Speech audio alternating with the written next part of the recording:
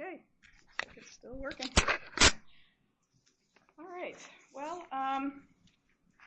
the interviews have been taking like maybe 45 minutes. Okay, so it's not too long of a thing. Let me find it.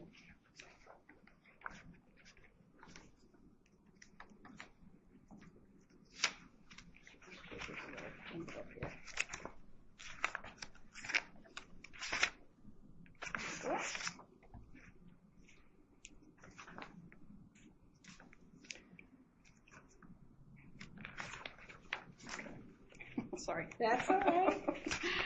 All right. So essentially what I want to chat with you about today is it's kind of building on some of the things that I've asked about in the surveys and things like that, but really kind of focusing on the team and like how the team evolved over time and your relationships with other people on the team and, you know, how the team made decisions and that kind of stuff. So I just want to kind of delve into that a little bit. I know you've shared stuff with me already in your surveys, but I kind of want to follow up on that. Okay, sure. So the first question I have has to do with what I call knowledge sharing. Okay. And so knowledge sharing refers to an awareness of the knowledge and skills possessed by another individual and a comfort level in requesting input from that individual based on their perceived level of expertise. So the idea there is as you get to know people, you have a better sense of, you know, what their skills are, what they have expertise in, and that you're starting to share information between you and that type of thing. So can you describe how your relationships between yourself and other team members evolved in that respect over the time that you were working in the project? So in the beginning, I feel like I had a couple of people that I knew only because they were hired at the same time I was, but I didn't really know how deep their skill sets were because I didn't work side by side with them. And there were a lot of them I had no idea who they were, what they did, you know.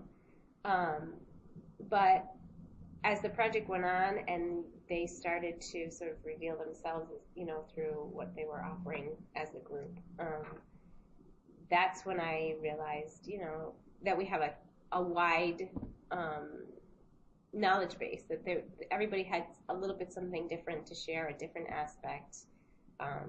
Even though we all work in the same place, we all had sort of a different take on things. So to me, that was eye-opening, I guess.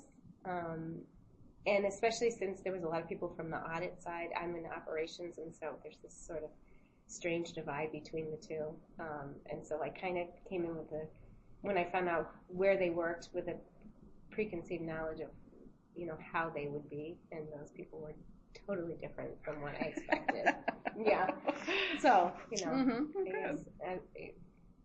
it's human nature to have those kind of, I think, feelings. But yeah, I think, and then it was nice to get that side of it from those people, I think, to understand more of how they saw their job function and how, you know, it related to the bigger picture. And, you know, to me, it was great. And then I thought I would see them in the hallways, and, you know, then it was, you know, it evolved from a high to a casual conversation, and in people like Norm who have been here forever. And I thought, oh my gosh, you know, like, they're revered because they've been here so long. But he's just such a down-to-earth guy and so easy to talk to, and you know, it was a really good experience. Good. Yeah. Can you think of any particular things that we did over the course of the project that kind of helped to develop those knowledge-sharing relationships with your team members? Oh, I think definitely the breakdown in smaller groups, even from the beginning. And then the sort of on the board stuff that we did at meetings, you know, to try and pick our brains and get the information sort of flowing, even if it didn't make sense, you know, just get it up there and let's kind of sort through it after. I think that helped us to kind of just gel and make people feel comfortable in sharing what their opinions were or what they saw from their side. And I think that was invaluable. I think those smaller group interactions. Because I think sometimes, at least for me, in a larger group, you feel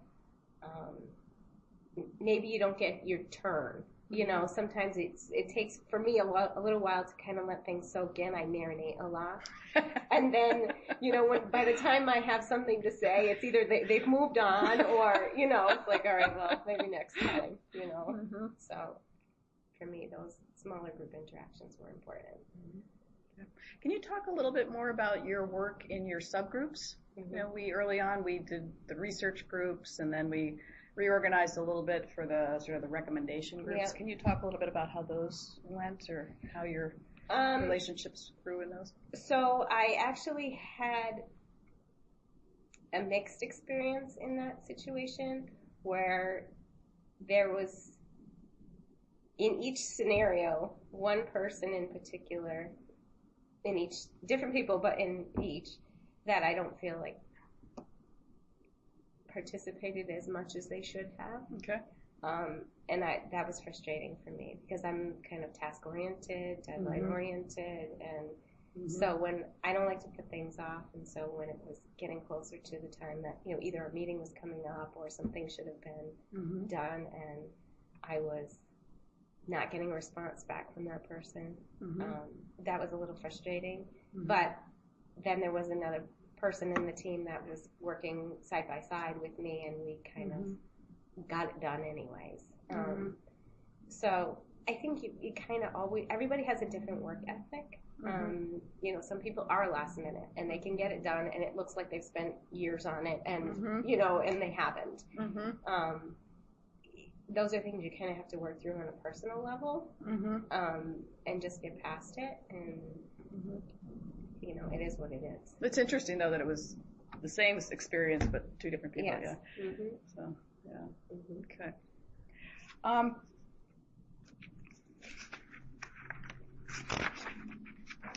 Can you think of one or two key decision points that the team encountered? It could either be the big team or one of the small teams, but like a key decision point that the team had to kind of deal with, and how that took place? So it probably was the number one thing in my small group as well as in the larger group, which was realizing that there was information already out there from previous projects that never went anywhere. And as a smaller group, that was our focus, was to, you know, kind of delve into what was already out there once we knew it was out there. And there was a lot of great information that had already been researched. And so we looked at each other like, well, what's our purpose here? And then to bring it back to the larger group and say, hey, look, there was a lot of research done. What's our purpose here? And we all kind of just like look at each other like, well, where do we go from here? Like, we spent all these months researching stuff that technically has already been researched. So have we wasted our time? And now what do we do? So that's kind of when we started to focus on, okay, implementation, and how do we use what they've already prepared in other projects to our advantage. You know, so that was just huge. I think that totally twisted the momentum of the team to something else. And frankly, probably got us where we are now. I mean, you know, we'd probably still be trying to figure out what tools that we needed to use. I mean, I don't know how they did the other projects or how long they took, but that's a lot of work. Yeah. So. Yeah. Okay. Can you think, is there any other decision points that you can think about? I know that was a key one. Any other decision points that you can think of that, I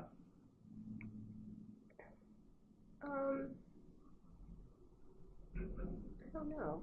How about the one where we went through the process of determining who's going to be a presenter, and that whole thing, and the work on the report and those different things? So I think that a lot of people felt a certain way about presenting, me included. But I also think there were unfair comments about why other people should do certain things. And I don't think that anybody should have felt that kind of pressure. And I just really don't. I think it was inappropriate.